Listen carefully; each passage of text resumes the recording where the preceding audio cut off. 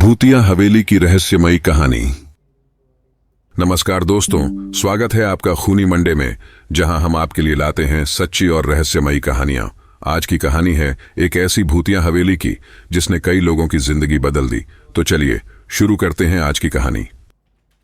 यह कहानी है उत्तर प्रदेश के एक छोटे से गांव की, जहां गांव के किनारे एक पुरानी हवेली स्थित थी। लोग कहते थे कि वहां रात में अजीब आवाजें आती हैं और कई लोगों ने वहां परछाइयां देखी थीं, लेकिन कोई भी उस हवेली के पास जाने की हिम्मत नहीं करता था। एक दिन गांव में एक नया परिवार आया।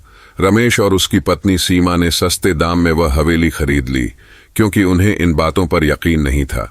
उन्होंने सोचा कि ये सब सिर्फ अफवाहें हैं।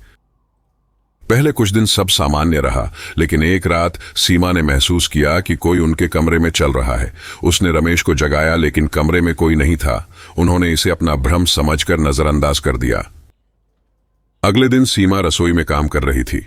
तभी उसे लगा कि कोई उसके पीछे खड़ा है। उसने मुड़कर देखा, लेकिन वहां कोई नहीं था। अब वह सचमुच डरने लगी थी।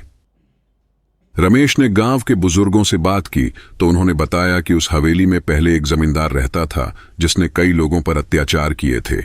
उसकी मौत के बाद से ही वहां अजीब घटनाएं होने लगीं।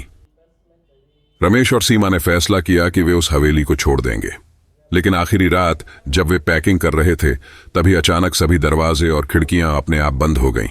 कमरे में अंधेरा छा गया और एक भयानक हंसी की आवाज गूंजने लगी। किसी तरह उन्होंने हिम्मत जुटाकर दरवाजा खोला और वहां से भाग निकले। अगले दिन उन्होंने वह हवेली छोड़ दी और गांव से दूर चले गए।